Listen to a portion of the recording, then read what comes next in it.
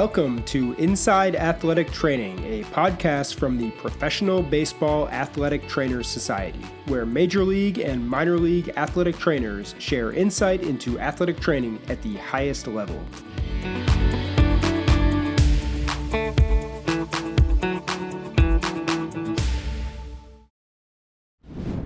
This week on Inside Athletic Training, we welcome in Nick Frangella, the head athletic trainer for the Chicago Cubs. Nick enters his first season in the role, spending his previous 5 seasons with the Cubs as an assistant athletic trainer. Enjoy the show. Nick, welcome to Inside Athletic Training. We're thrilled to have you on for our 12th episode. We like to start each show by asking our guests to share some information with the listeners about PBATs and what the society means to you. So if you want to take a couple minutes and let us know, PBATs and the impact it has on you and your career so far. Yeah, sure. First, I just wanted to thank you for having me on.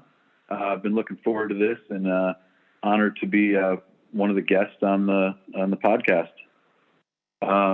So PBATs, my whole start was as a PBATs intern in 2004 with the Cubs at the major league level. So from day one, PBATs has meant a lot to me because it got me my start in baseball.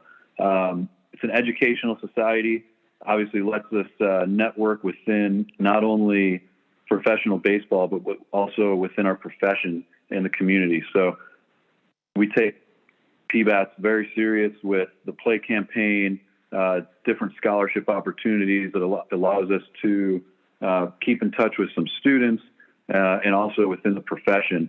Over the course of my career in the minor leagues, I think I had about 12 PBATs interns of my own, trying to pass along the same experience that I was able to get from my first start. PBATs has really grown from my perspective with the minor leagues as well. When I first got started, I worked close with Mark O'Neill, and he was very involved with PBATs, and so I knew of it. And it didn't used to be until you got to winter meetings that you really got to experience the full PBATs membership. That's grown throughout the years to include the minor league staff, but the one-day charity has really become a new thing within the minor league staff to get them involved with charities and in the community as well. Yeah, clearly, when we get to the winter meetings, it's an awesome chance for all the athletic trainers within PBATs to get together and kind of see the full effect of being a member. Moving on to your current role, you are the head athletic trainer with the Chicago Cubs. Your first year in that position. We'll get into some details there. First, I'd love to learn more about your background and your career path. First, if you could share with the listeners, where are you from? Were you an athlete growing up? And also, where'd you find your passion for athletic training? Yeah, so I grew up on the south suburbs of Chicago, in Oak Forest, and was an athlete growing up, playing everything from little league to soccer, football, hockey. Really found my passion for athletic training in high school. We had an athletic trainer that would, at the time, only come provide services, twice a week, and it was for football. So like Tuesday practice, Friday games, got to know the athletic trainer there, got to understand what athletic training was. At that point, I wasn't sold on wanting to be an athletic trainer, but I knew that it was something that I had interest in. And, at that point in your life, 17, 18 years old, you want to be a doctor, you want to be, something in the medical profession. And in the back of my head, I knew athletic training was something that definitely was something I was interested in. And when I got to college, I did continue to pursue playing football.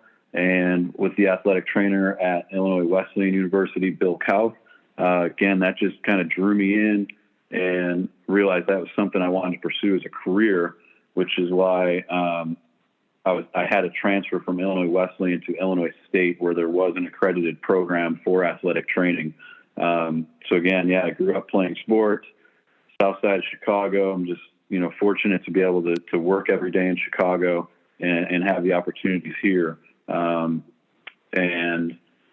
passion for athletic training only grew once I got to college, and then again, completed that PBATs internship. Yeah, it's a great place to start, being an athlete and growing up and being around athletic trainers from your days playing sports. We've heard a lot of our guests on the show mention that same thing. Moving on a bit to the world of Major League Baseball athletic training. We know the path necessary to get there is not a straight line. There's a lot of ups and downs, a lot of bumps in the road. I know you spent a lot of time in the minor leagues, like many people in your position today. You made stops in Iowa, Tennessee, Peoria, Boise. Can you talk a bit more about your road to where you are today in your career? Yeah. Again, my whole thing started working in Chicago as the intern. And you never know when you get into that. Like for me, I just wanted to do the internship and see if it was something I would want to pursue. Absolutely loved my experience in Chicago. I worked with Dave Greschner and Sandy Crum, and the passion that they had for athletic training just drove me to want to continue in this career path down professional baseball. And I went from the top in Chicago and was hired on to go to short season Boise, Idaho.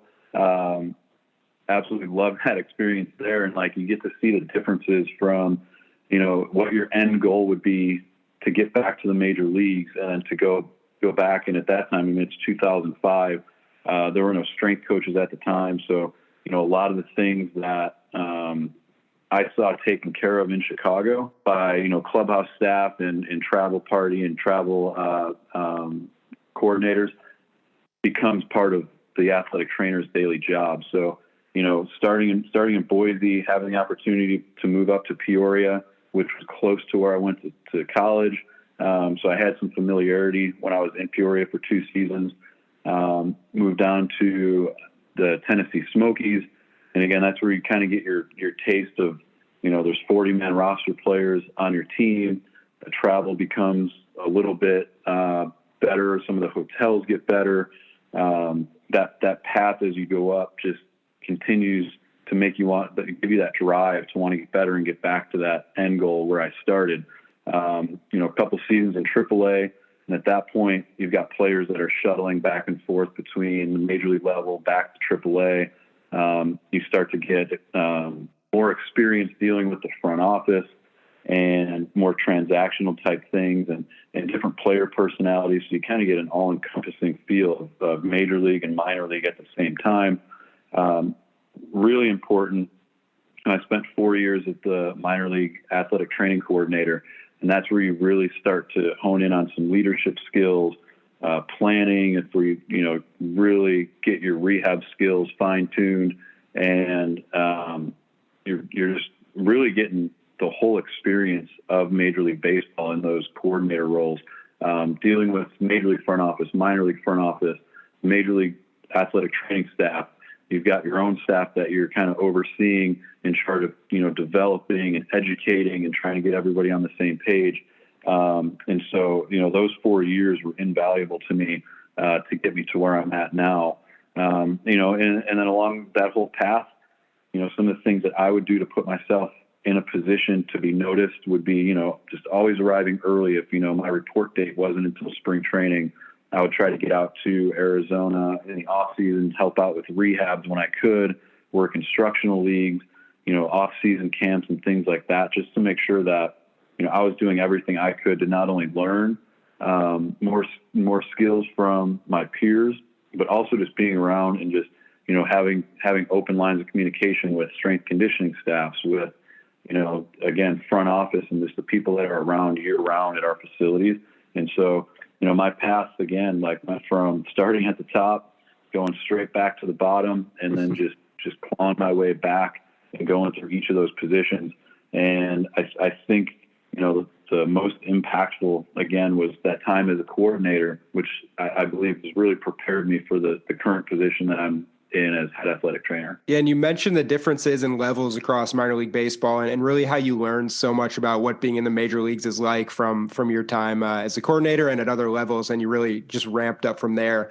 Now, this is your first year as head athletic trainer with the Major League Club. Obviously, a massive role within the organization, from working with players, communicating with front office members, transactional stuff like that, like you mentioned. Can you touch a bit more on your role the past few seasons, being an assistant athletic trainer under PJ Mainville with the Cubs, and how things are projecting to be different this year as head athletic trainer? Yeah. So I mean, first off, PJ has been amazing. I mean, what a great mentor. And, from day one, he's all about educating everyone and getting people into positions that they want to be in. And so that's one of those things, like right when you meet him, and it's, a goal of our current staff is, finding out what everybody's about, what they want to do currently, where they want to go, what their future looks like. And so from day one, relaying to PJ that I one day wanted to be a head athletic trainer, he took that upon him,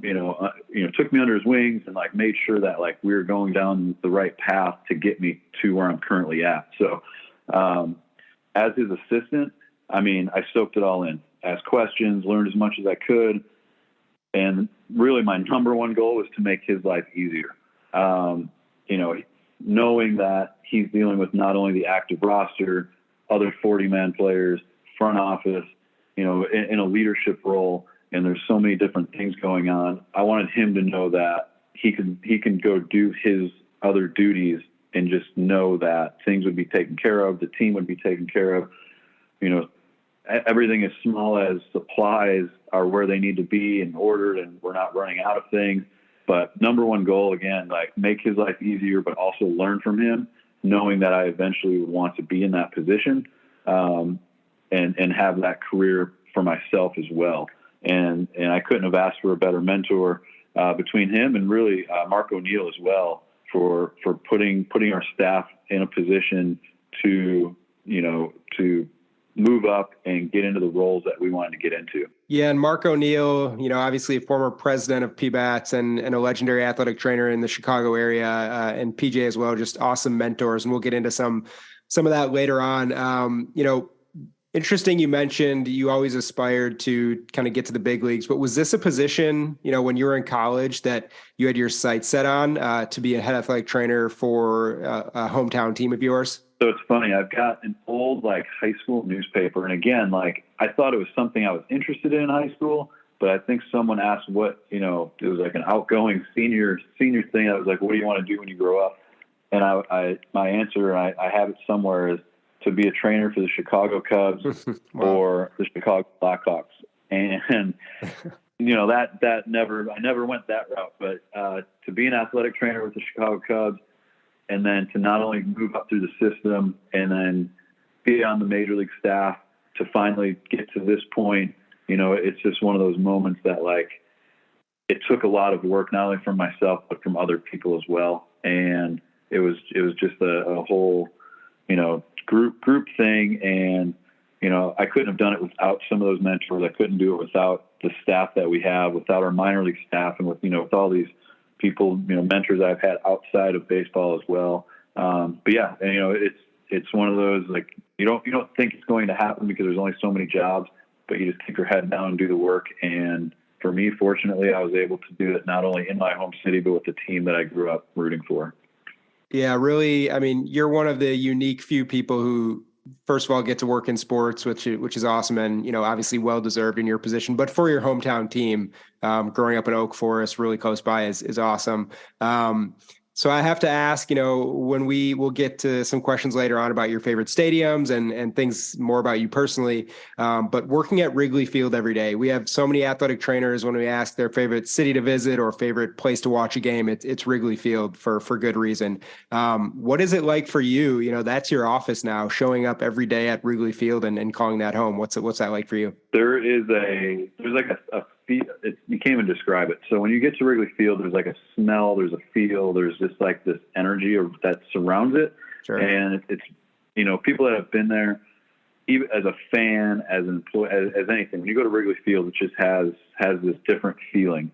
And so, growing up, and actually I grew up on the south suburbs of Chicago. So a lot of people do ask whether I was a White Sox fan or a Cubs fan. And I grew up much closer to Comiskey Park, and would go to some of those games growing up.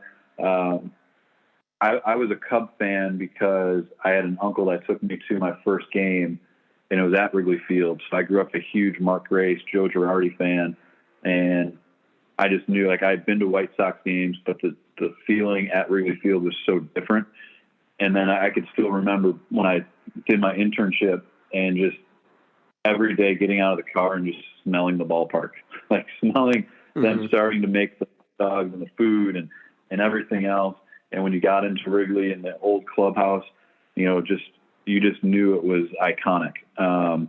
And so now I like to walk in every day, and now for being there for as long as I have, knowing the employees, knowing the people at the parking lot, knowing the people at the front desk, security, and just all the people and having relationships with them, it means so much to me to be able to walk in and feel like that's home. And yeah, like there's really nothing like it. And just looking out, seeing that skyline, and playing the day games, wind blowing out. There's nothing better than having like a light windy day out at Wrigley Field and packed house with all the fans and the bleachers and everything else. So I don't ever take it for granted that I'm there. I just feel very fortunate that I'm able to be there in my home city at a place as nostalgic as Wrigley Field. Yeah, and personally, me, I spent some time in Chicago myself, and you're not lying. When you go up to Wrigleyville and get close to the stadium on a day game, afternoon, you can really feel the energy compared to any other stadium around the country. And the Cubs are an absolute institution in the city of Chicago, more than any other team, most likely. And I have to ask, do you feel any added pressure? You're from the city, you have probably so many friends and so much family cheering for you there. But do you feel that pressure because, you are a hometown kid taking care of the players that all your friends and family are rooting for so much? I like to think that it feels like more of support than it is pressure. Cause anywhere I go, like if people know that I do work with the team or like people I grew up with, like they're so supportive. It's ridiculous. And, you get your questions. Hey, what are we doing here? What are we doing there? And whatnot. I think it's just normal, conversation. But we're very fortunate. We've got such a great fan base, and it's a supportive fan base. And so, if something were to go wrong, or there are players that hit the IL, it's like, hey, let's go. Like, let's get these guys back. Like, anything people can do to help, but I don't feel like it's a pressure in a negative way. I feel like it's always just more supportive, than anything else. And yeah, you're right. Like, it's family, it's friends, it's all these people. And I think there's like this proud moment for people as well to know that it's like somebody from our area was able to work their way into one of these positions, that it's less of a pressure than it is an honor to kind of represent the city and the Chicago Cubs. Yeah, very true. That's a great way to explain it. The support for the teams in that city is just amazing. And speaking of the team, the Cubs made some big signings and moves this offseason, getting ready for the 2023 regular season, added big names like Cody Bellinger, Dansby Swanson, Trey Mancini, and some others. From an athletic training standpoint, I know you work with players for many years, some new players, obviously. Can you talk a bit about what it's like working and caring for players that are new to the team, like the additions I mentioned? Absolutely, yeah. So our first contact, usually once there's a signing, we'll have some background, info on some of the guys to begin with. But as soon as there's a signing, we reach out to them and we're on the phone with them, just, kind of getting to know them, setting up their physicals. And typically I'm the one that'll go with them to their physical. So I'll spend a day, sometimes 2 days with these guys. And it's a great opportunity, just getting to know them, getting to know kind of things that have worked for them in the past, things that maybe have not worked for them in the past. And again, reaching out to some athletic trainers in baseball that have worked with them, just to find out kind of like what makes these players go. We're all about like making sure that they have everything they need to succeed. And so, so the list of players that you mentioned, I mean, there's some quality human beings, great baseball players. You get to know them, you get to know a little bit about their family. And that's kind of like the first step into, gaining some trust with them. And then as they show up to spring training, it's really getting to know their bodies, getting to know how they move, and just different ways to make them as prepared as they can be going into each day.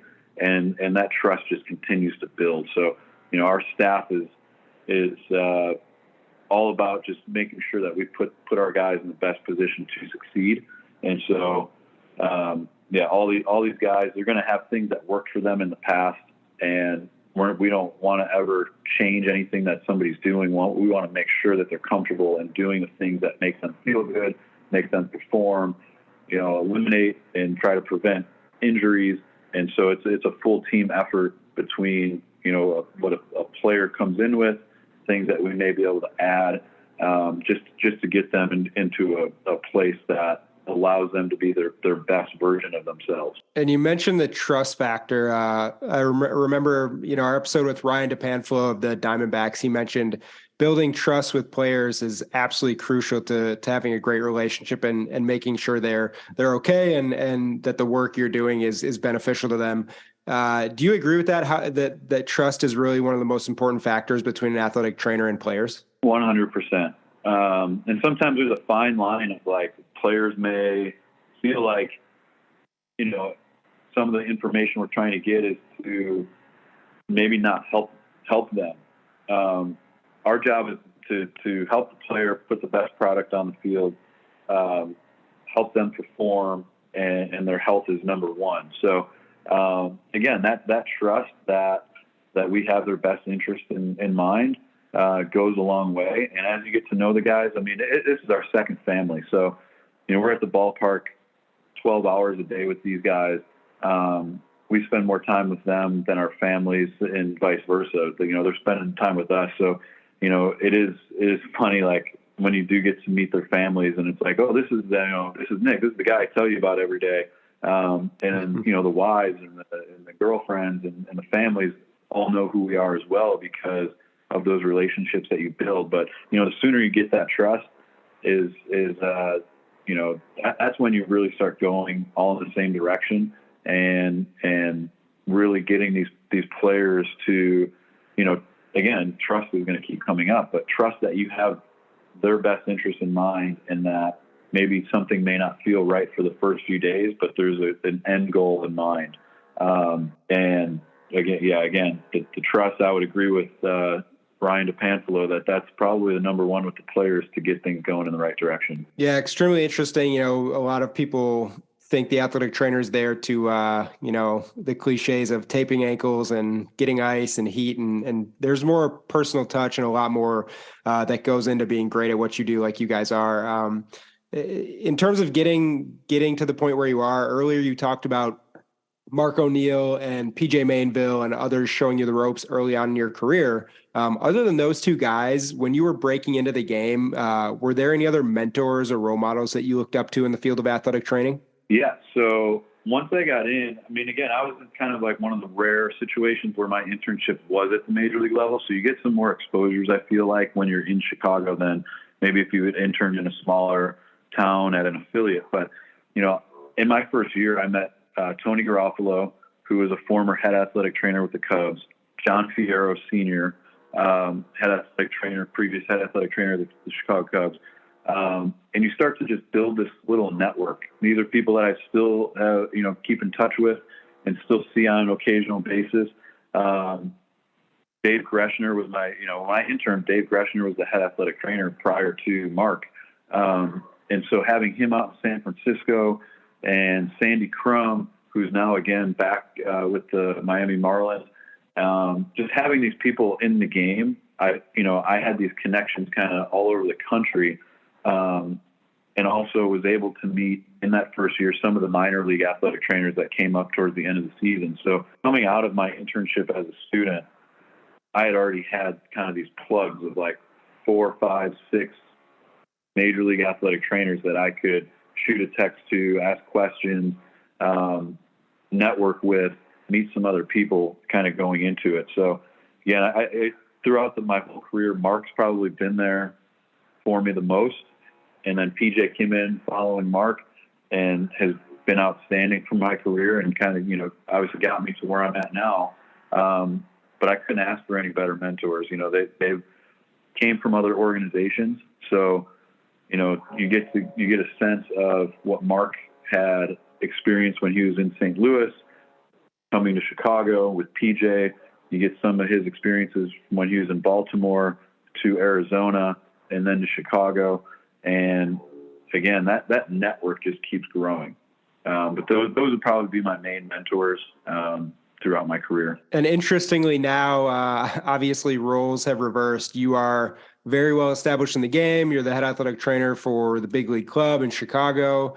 Wondering what advice you would give to college students or other interns looking to get into professional baseball, whether that's a skill they could learn, personality or character traits. Just what advice would you provide for those younger athletic trainers? Number one, just that desire to learn, drive to get better. I mean, there's so much out there to learn. There's courses, there's podcasts, there's YouTube videos. There's so much out there. And then you start getting into like individual realms of manual soft tissue work, rehab, mental skills types things. Like there's just so much out there, and it's impossible for an athletic training curriculum to encompass all of that. And so having that openness and that desire to kind of go outside of what's being taught in the classroom, that's one for me coming out of school. Like I felt like, I was doing those things, trying to go out and see what there was ASMI, there was the PBAT seminar, trying to get to those each year. And then as you start meeting people and see, so currently there's people dry needling, cupping, using PRI, DNS, there's all these different things out there. And as you network and you see and you meet people that have done certain courses, looking into those. So as a student, like as you network and, you're covering, your college athletics, whoever that staff member is, find out some of the courses they've taken, find out what certifications they have, because most of those aren't actually taught in the curriculum, and you have to go outside of coursework to get those. Find out if it's FMS, SFMA, ART. There's so many out there. So, doing some research, seeing what types of certifications and skill sets that you could potentially learn, having that drive to get better.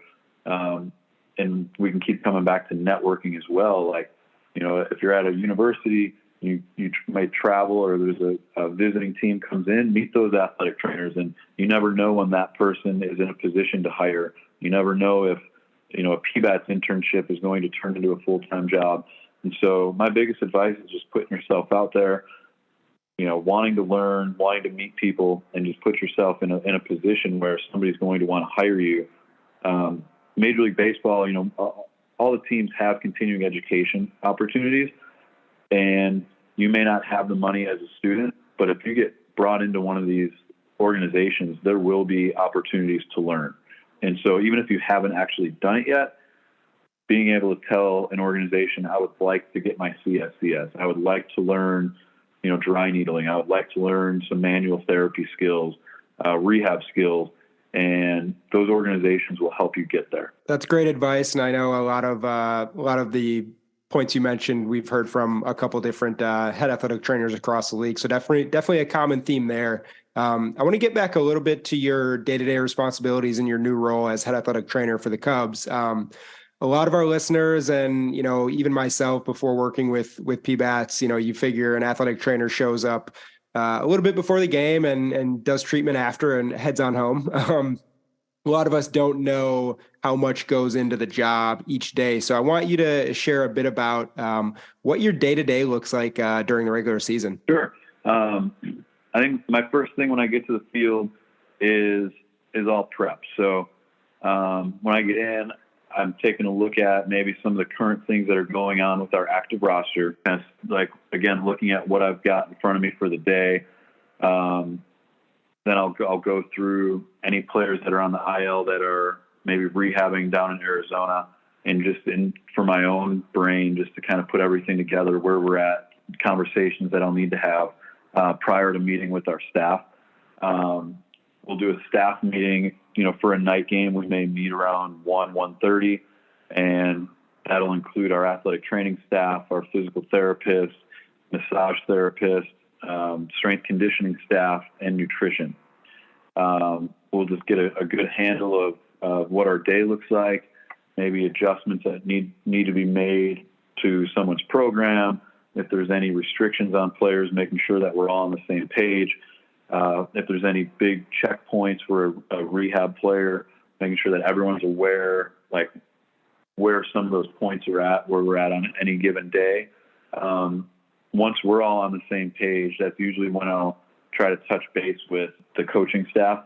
So stopping by David Ross's office, stopping by our bench coach, Andy Green, pitching side, Tommy Hodovy, and just again, making checkpoints, like seeing if they have any information, maybe a player's reached out to them, just seeing how maybe a player is recovered, if it's on the pitching side, if they've been in contact with someone that pitched the day prior, and just making sure that before the day starts, we have a good feel for, how everyone's feeling, how all the players are feeling, how they're responding to the previous day, where we're at on a rehab standpoint.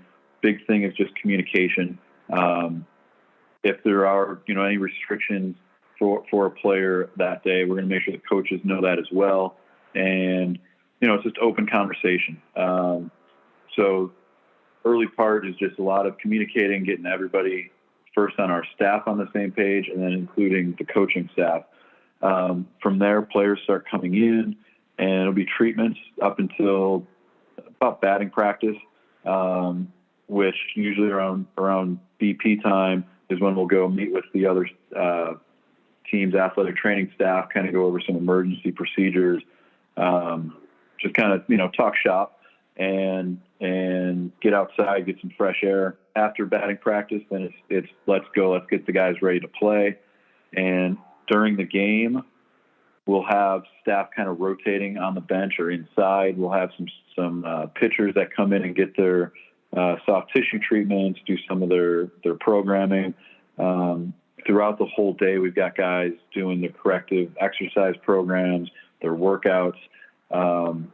In game, again, we'll rotate through. So there'll be some bench coverage. There will be some administrative things that will go inside, touch base with our team positions, touch base with the front office, and just make sure that, again, anything that has come up new that given day, everyone's on the same page. And post game, doing some treatments, just getting the guys ready to go again. We'll focus a lot on recovery. And so getting players in, doing things, our schedule in Chicago, having a lot of day games, it allows us to take advantage of some of the recovery modalities, and then having a full night as well for the players to go home, get a good full night's rest to come back ready to play the next day. So once we get through some of the post-game treatments and some recovery things, again, we'll touch base with everyone that we did in the morning. We'll have a quick staff meeting, touch base with our manager, touch base with our bench coach and the pitching side to make sure that, we don't miss anything, any information that may have been passed along to one of those groups. And there's some paperwork involved, some planning for the next day. And usually it's around, a solid 10-hour day to 12 hours at most, day in, day out. So a lot of info there, but pretty good idea of kind of what goes on a daily basis. Yeah, just a huge responsibility, a demanding job. And over the course of 162 games, we could see how important it is to have, really solid people around you. And you mentioned to get all that work done, wouldn't be possible without your entire staff, including PJ and Neil and everybody else. So at this point, I want to give you some time to recognize your staff, your assistants, and other people within your organizational sports medicine department. Sure. Yep. So you just mentioned, Neil Ramp, new to our staff this year, brings 15 years of major league experience. He's been my right-hand man, since spring training's been going on. And he's been on board with us. He brings 6 years of experience as a head athletic trainer with LA, with the Dodgers. Unbelievable clinician. And to have him, and again, so when I talked earlier about my goal to help PJ was to just make his life easier, Neil's out to make my life easier. So, I can walk away and know that he's got the room handled. New to our staff this year as well, Herman Sunson. Outstanding. He's come up through our system. We have to tell him to slow down. He's doing so much right now. Doesn't stop working. And if I didn't have him here right now, I don't know what I would do. Like, we want to put a tracker on him to see where he's at all day, because he's doing. Everyone seems to like always say that they see him everywhere. Like, the man's in like 3 spots at the same time. So Herman's been outstanding during his first year so far, getting through the spring training. Chuck Bossman, he does it all. He helps the organization with the draft medicals, free agent medical reviews, the budgeting, getting players where they need to be, helping us out, with coverage and doing different things for us. Like, if there's anything I need and I give it to Chuck, like, I know in a snap of a finger that's going to be taken care of. So he takes so much off my plate. Our physical therapist, Nate Whitney, I mean, people just gravitate towards him. So good at his job, taking care of everything. We got, just all these different knowledge bases and different ideas that we can all collaborate on. And Nate brings a lot of that to the table for us with new ideas and makes us think in different ways, which is always a great thing. We have Satoshi Kajiyama, who's on our staff, works with the players, just there to support us. Again, if there's anything we need, we can go to him. Aaron Witz is our massage therapist, also known as the Big Rub. And he does so much more than massage therapy to help us out between packing a lot of the modality setups and just making sure that everything's where it needs to be when we need it. And again, like, there's things that these people do that half the time I don't even know right now, because it's just done and I don't have to worry about it. We couldn't do our jobs without our minor league staffs.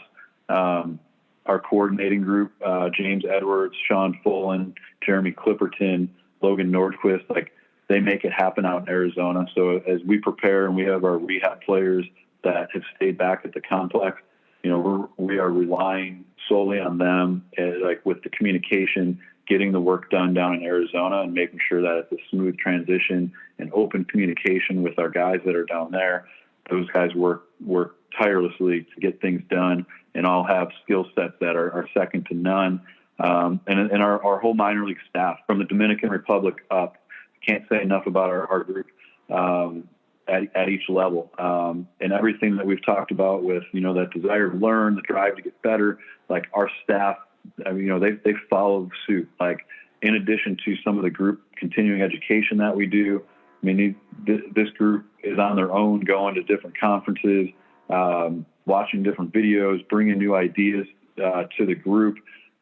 We do a monthly staff call with our whole minor league group, and they're continuously bringing new ideas and different things maybe that are affecting them at minor league levels that they can help us, we can help them. And so again, like, none of this works without everybody in line doing and contributing to make what we do in Chicago easier. And then at the Chicago, at Wrigley, our strength conditioning group, Ryan Clausen and Keegan Knoll, I mean, these guys, they bring energy every day.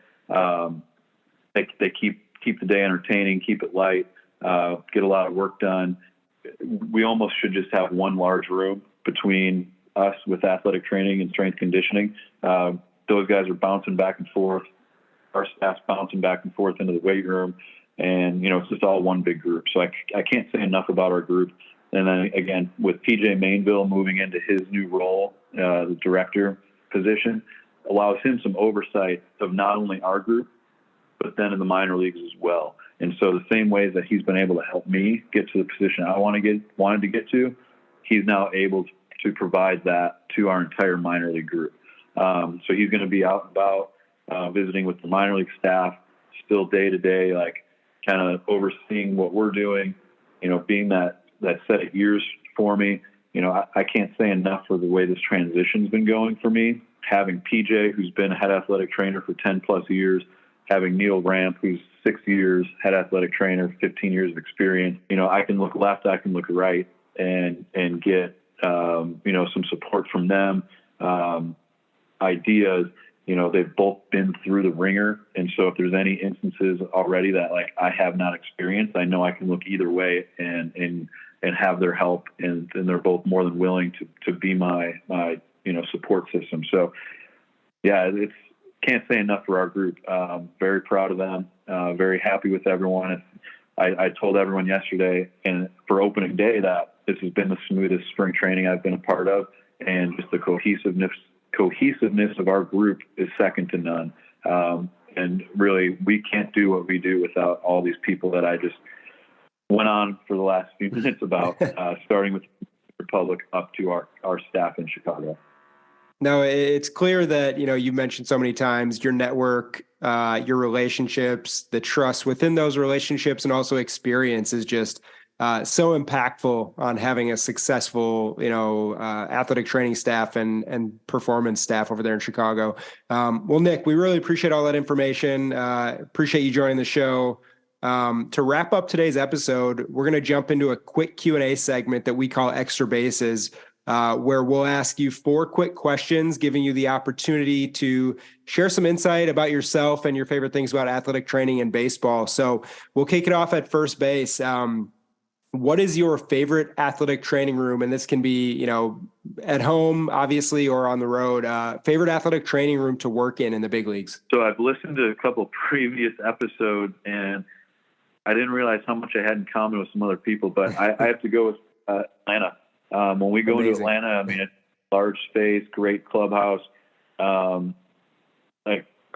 almost feel like it's a home setup when you're there with the amenities that they have. So I'd have to give kudos over there. And second, to some of the previous people on the show, that Atlanta's probably one of those, probably the best, visiting setup.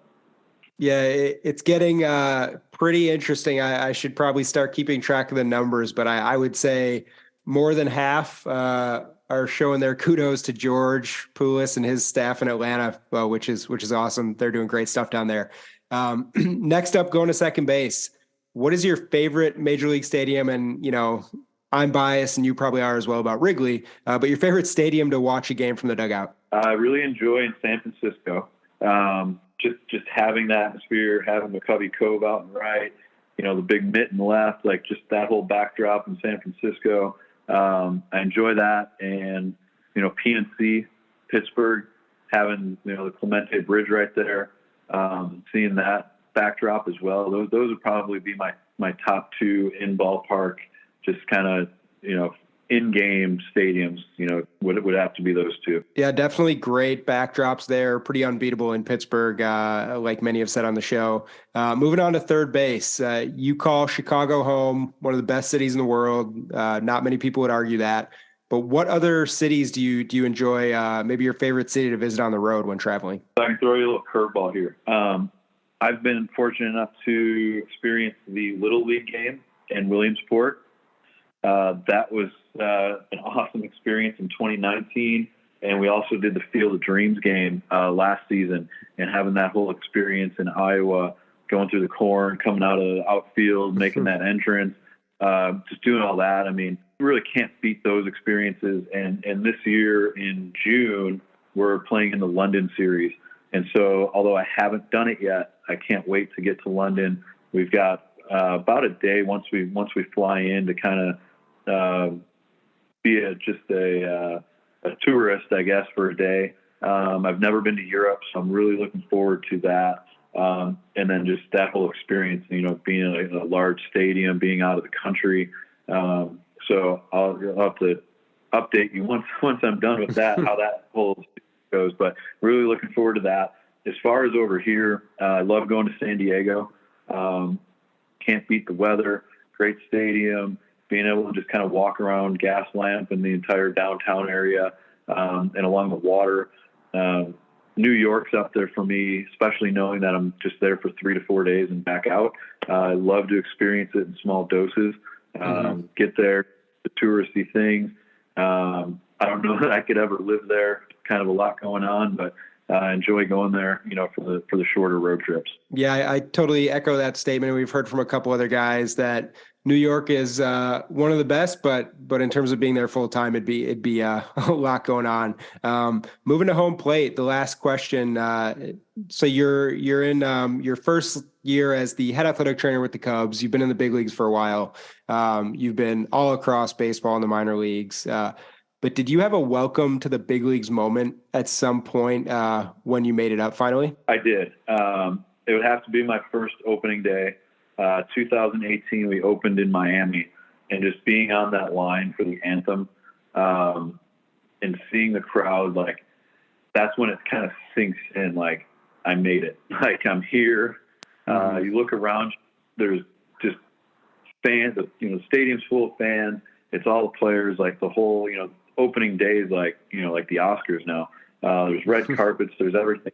And to go through that, but the moment that you're on that line for your first national anthem, it's like, I'll never forget it. Like, you look around, you take it in, and they all mean that. The first one was like the aha moment, but every single year for opening day, I mean, I don't know what gets any better than that, other than, I haven't had the opportunity yet to go deep into the playoffs, and I'm sure that's going to be my next aha moment, is going to be that. In our run in 16, winning the World Series, I was minor league medical coordinator, so I experienced it from the stands, not from on field. So looking forward to having an opportunity to hopefully one of these days, make a playoff run. Yeah, that's all really cool. And I'm sure, it never gets old, especially like we said a number of times, you being a hometown guy working with the Cubs. Really cool stuff there. Well, Nick, I really appreciate your time. Thanks so much for joining the show. We always appreciate your dedication to PBATs and the profession of athletic training, and we wish you and your entire staff in Chicago best of luck throughout this upcoming season. Thank you. Really appreciate you having me on. And that wraps up this episode. Thank you for listening to Inside Athletic Training, a podcast from the Professional Baseball Athletic Trainers Society, a show for athletic training students, educators, and professionals who want to learn more about life as an athletic trainer in major and minor league baseball. If you've enjoyed the show, head over to pbats.com to gain access to other free resources. And don't forget to subscribe, rate, and review wherever you get your podcasts. Until next time, thanks again for listening.